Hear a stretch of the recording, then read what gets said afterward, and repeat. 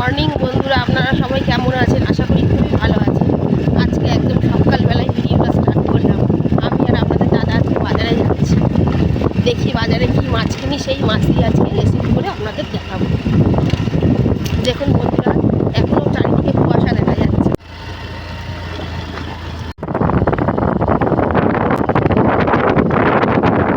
বাজারে চলে এসেছি বন্ধুরা, দেখি কি মাছ কিনি, তারপর আপনাদের দেখাচ্ছি।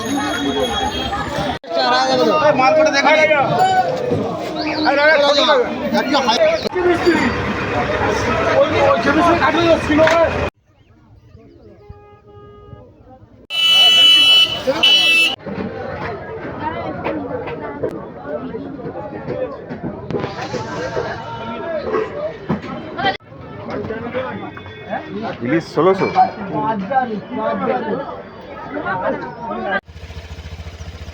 বন্ধুরা বাজার হয়ে গেছে, বাড়ি ফিরে যাচ্ছি, গিয়ে আপনাদের দেখাবো আমি কি কি কিনলাম।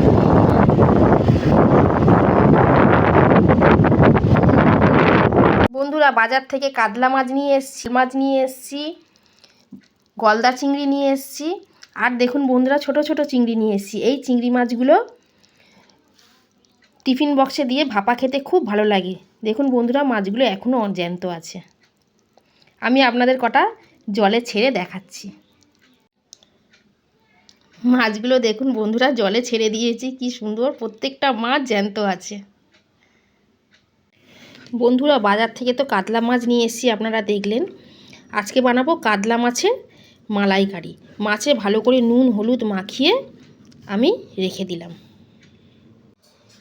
কাতলা মাছের মালাইকারি বানানোর জন্য এখানে নিয়েছি মাঝারি মাপের একটা পেঁয়াজ, 6 কোয়া রসুন, অল্প একটু আদার টুকরো, 2টো কাঁচা লঙ্কা, ছোটো চামচের 1/2 চামচ সাদা তিল, 1/2 চামচ ভাঙা কাজু, 1 চামচ টক দই আর 1/2 বাটি নারকেলের দুধ।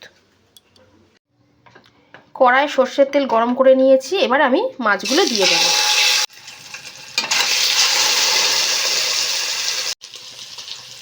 মাছ আমি একদম হালকা ভাজবো। মাছ একদম হালকা করে ভেজে নিয়েছি, এবারে আমি মাছগুলো তুলে নেব। ওই তেলের মধ্যেই ফোড়নে দিয়ে দেব গোটা শুকনো লঙ্কা, গোটা গরম মশলা ও গোটা জিরে দিয়ে ফোড়নটা একটু ভাজা ভাজা করব।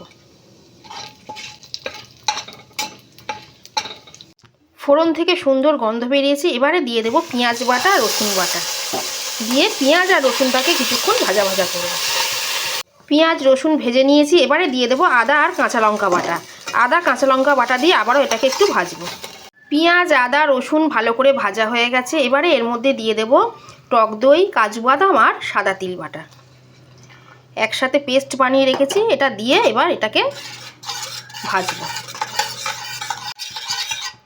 আমি এই মালাইকারির মধ্যে হলুদ ব্যবহার করব না।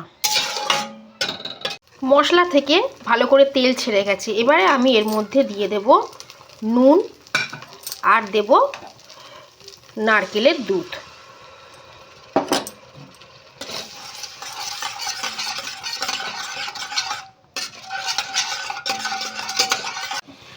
নারকেল দুধ দিয়ে একটু ফুটিয়ে নিয়েছি, এবারে দেব সামান্য একটু জল আর দেব ফ্রেশ ক্রিম। ফ্রেশ ক্রিমের বদলে আপনারা দুধের সরও একটু দুধের মধ্যে ফেটিয়ে দিতে পারেন। এবারে আমি এইটা ভালো করে ফুটিয়ে নেব। গ্রেভি ভালো করে ফুটতে শুরু হয়ে গেছে, এবারে আমি মাছগুলো বসিয়ে দেব। সব মাছ দিয়ে দিয়েছি, এবারে আমি ধিমে আঁচে এটা কিছুক্ষণ ঢাকা দিয়ে রেখে দেব। কিছুক্ষণ পর ঢাকনা খুলে উপর থেকে দিয়ে দেব অল্প একটু চিনি, গুঁড়ো গরম মশলা আর দেব 1 চামচ বাটার, দিয়ে 2 মিনিট ফুটিয়ে নিলেই তৈরি হয়ে যাবে আমাদের কাতলা মাছের মালাইকারি।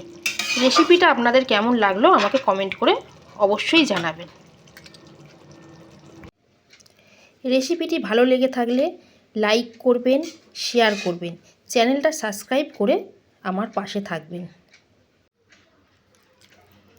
আজকের মতো এই পর্যন্তই। সবাই খুব ভালো থাকবেন, সুস্থ থাকবেন। ধন্যবাদ।